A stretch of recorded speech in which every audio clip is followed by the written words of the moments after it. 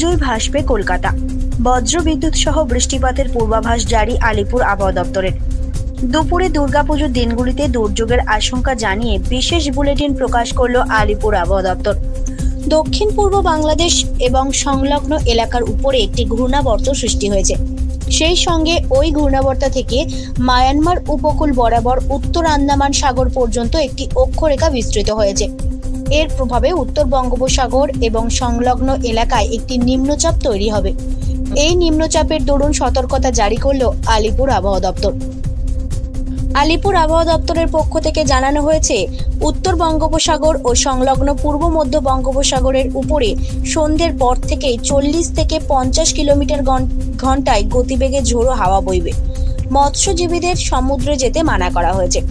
আসন্ন দুর্গাপুজোয় 10 থেকে 13 অক্টোবর পর্যন্ত কলকাতা সহ জেলায় জেলায় বজ্রবিদ্যুৎ ও বৃষ্টিপাত ও হালকা বৃষ্টিপাতের সম্ভাবনা রয়েছে। আকাশ মেঘলা থাকবে। এছাড়া 5 ও 6 অক্টোবর দক্ষিণবঙ্গের সব জেলায় বজ্রবিদ্যুৎ সহ বৃষ্টিপাত হবে। সপ্তমী থেকে পুজোর সবকটা দিন আকাশ মেঘাচ্ছন্ন থাকার পাশাপাশি কোথাও কোথাও বজ্রবিদ্যুৎ সহ বৃষ্টিপাত এবং অন্যত্র হালকা বৃষ্টিপাতের সম্ভাবনা থাকছে। অর্থাৎ পুজোয় ভাসছে কলকাতা। উত্তরবঙ্গে পূর্বাভাস জারি করেছে আবহাওয়া দপ্তর।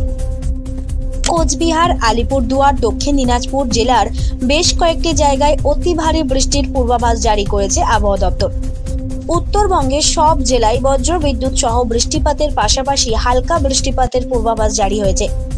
আগামী সোমবার জলপাইগুড়ি, কালিম্পং, দার্জিলিং, কোচবিহার ও আলিপুরদুয়ার জেলায় বজ্রবিদ্যুৎ সহ বৃষ্টিপাতের পূর্বাভাস জারি হয়েছে। পুজোর কদিন দক্ষিণবঙ্গের মতো উত্তরবঙ্গের সব জেলাতেই হালকা থেকে মাঝারি বৃষ্টিপাত এবং কোথাও কোথাও বজ্রবিদ্যুৎ সহ বৃষ্টিপাতের পূর্বাভাস জারি করেছে আলিপুর আবহাওয়া দপ্তর। ব্যুরো রিপোর্ট, জেলার বার্তা।